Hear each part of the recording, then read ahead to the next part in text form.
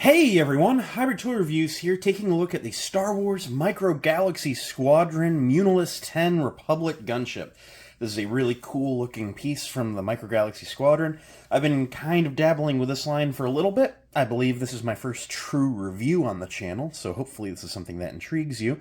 This ship is an Amazon exclusive here in the United States. Not sure about availability internationally, but all in all, it's a very neat looking presentation, so let's go ahead and get into the review and see if I can't talk you guys into picking this one up for your collection.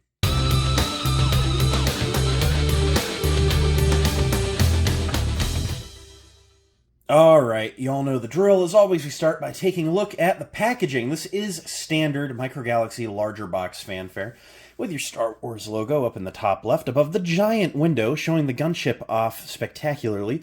You always have a little plastic and cardboard tray here with your figures. This is part of Series 3, however, I think some of Series 3 hasn't been made available yet. It's weird.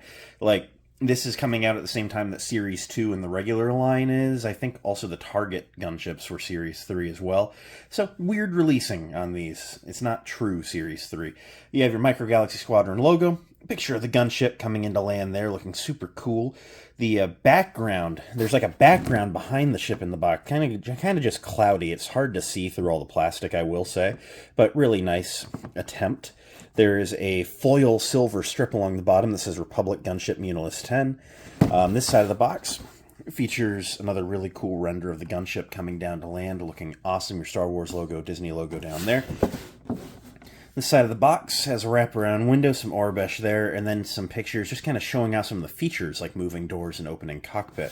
Around back, you get a nice hologram of the gunship with more pictures showing the different things that the ship is able to do. And then this says it's collectible blueprint, so you can like cut out this part of the box. Not a gimmick for me, maybe some kids are into that. The bottom of the box, it shows off some other vehicles coming out in the line. In the light armor class, which is the cheaper class, they're doing the First Order TIE Fighter and the Episode 3 Anakin Obi-Wan Starfighters. I'm keen for all of those, and I'm keen for the Clone Wars Anakin Starfighter and the Starfighter class. And that Inquisitor Scythe, looking cool. Kind of going to depend on how this video does, to be fair, but I think I'm going to start doing videos on these a little bit more. You have your StarWars.com and Galaxy Squadron and Disney logos there. Bottom side of the box is very bland, just some legalese and Disney logo. Top of the box features a window that goes over. It allows some more light into the package if you're going to keep it in box on display. I will say, as much as I joke that you should open your Black Series, I do understand the appeal of an in-box action figure. This, to me, a little bit less. Like, this is worthy of being played with. I struggle to comprehend keeping these in the box, I will say, unless it's like one of the chases, because there's that inherent value, but which this doesn't have a chase of anyway.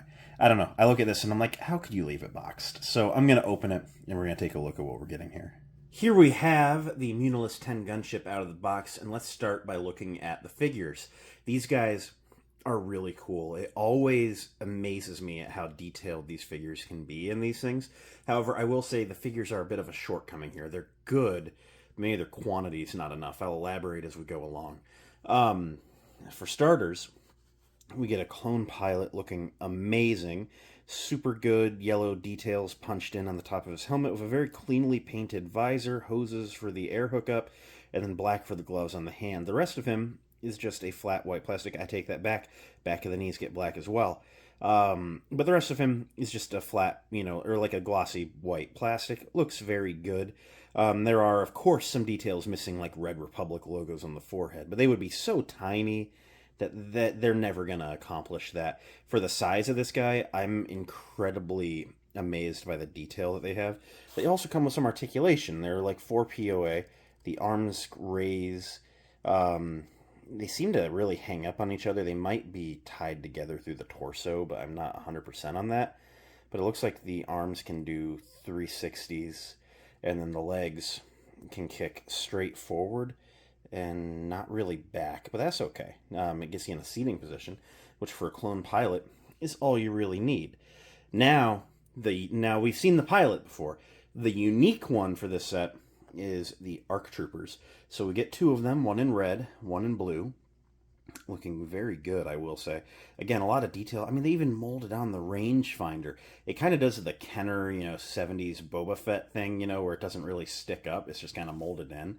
But, like, it looks so good. And again, clean paint on the visor and on the pauldrons and the torso and the chest box and the skirt comma looking great with pistols molded in there. I mean, this guy is spectacular. Same articulation, arms that don't really super move independently. They move as a pair, and legs that can get into a good seating position, and again, not back. The other one is the exact same mold, just in blue, and that's okay. Another well-represented character here, or clone here, looking just really good. I love these. These are so cool. I adore these figures. Thank you, Ood, for your input. Ood is underneath of the table, and he has things to say. So, I will say, I kind of wish with the figures they would include some more with these. This feels very Lego-y, this line. Now, when you get like a TIE fighter, yeah, it only needs to come with one figure, a TIE fighter pilot. When you get an X-Wing, yeah, two figures, an astromech and a pilot. But these troop carrier gunships, I kind of feel like they're going light on. It feels very Lego-like, where like you'll buy a Lego, gunship, and you'll get one pilot and one clone trooper for this thing that's supposed to carry like 20 clone troopers. Something that I feel is rather inexcusable is a gunship is piloted by two pilots. As you see, there's two seats in here. And I kind of feel like just by that default, if there's two pilot chairs, I need two pilots. From there, they have these bubble turrets that will hold a figure, and there are no clones to put in there. I feel like at least everywhere that there is seating, you need a clone for. So that's, 4 seats, and we only have 3 figures. But then, by nature of being a troop carrier, and I'll show you these wings pop off, which does give you a little bit of an easier access to these side doors. I'm showing you all the features.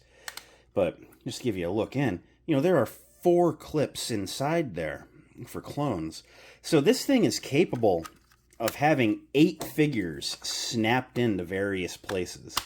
And you mean to tell me that the budget only allows you to give 3? Now, maybe not a ton of unique arcs. I'm glad to have just the 2. But fill the rest of the seats, give us another clone pilot, and fill the rest of the seats with just normal white clones. They're very minimal paint.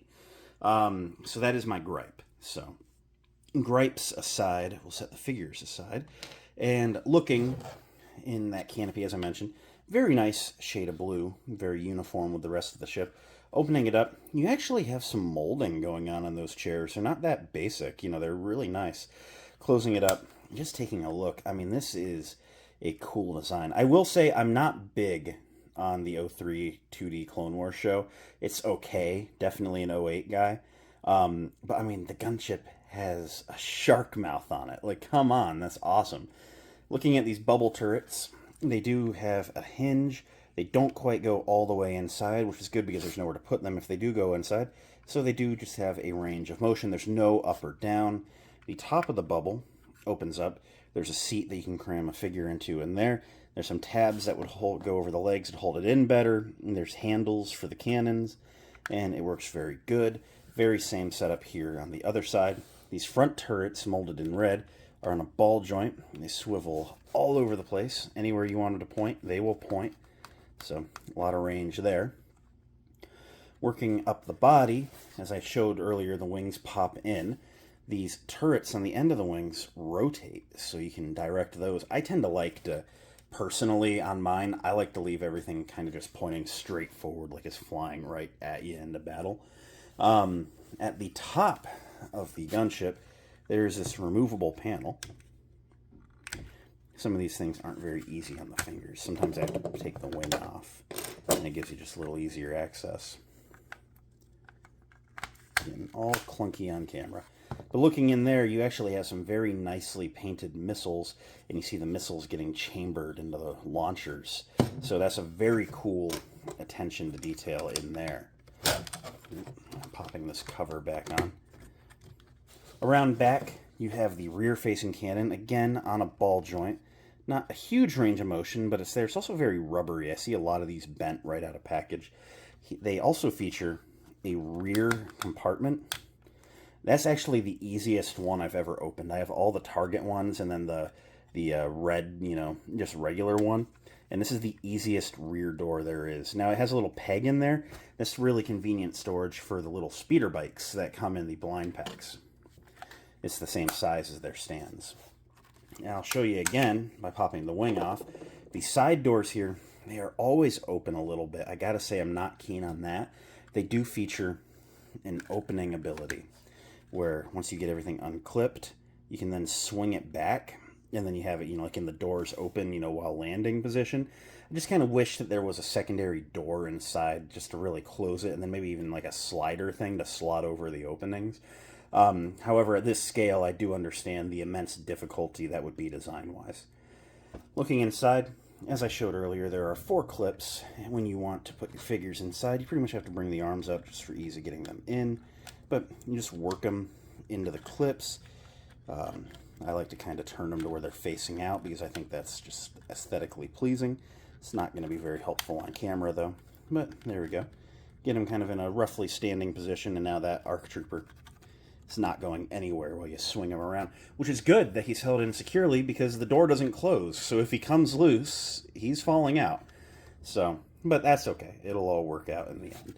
So I'm going to take him out for now, close everything back up.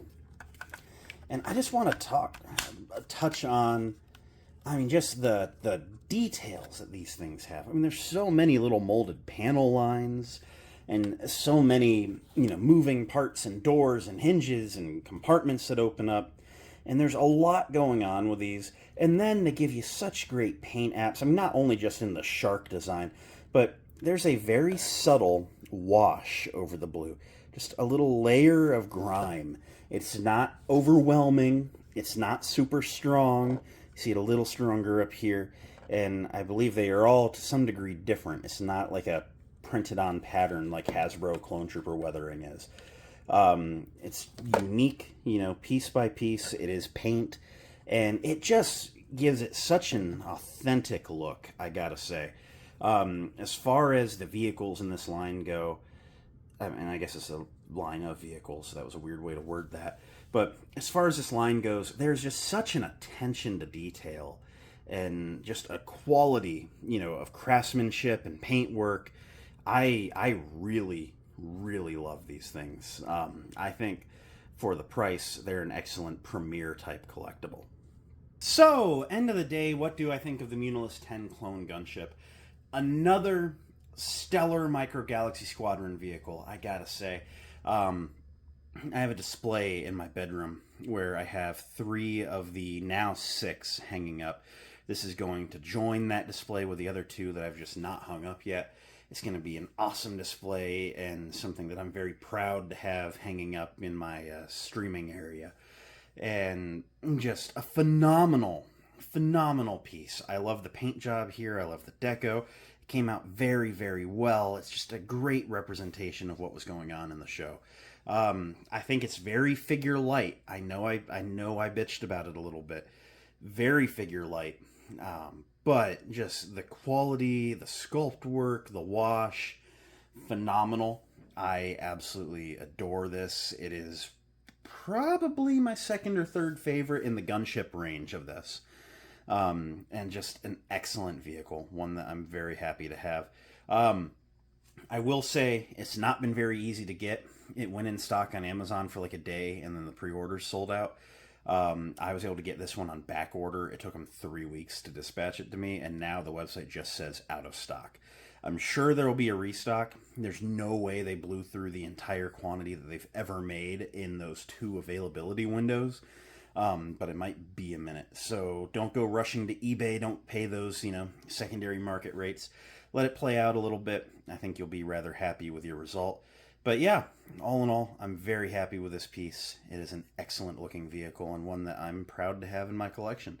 Thanks for watching, everyone. It means a lot that you did. If you enjoyed, I'd greatly appreciate a like, a comment, a subscribe, all that end of video stuff all the YouTubers say. I'm going to go work on some other stuff now, so I will see you next time. Until then, may the Force be with each and every one of you. Bye!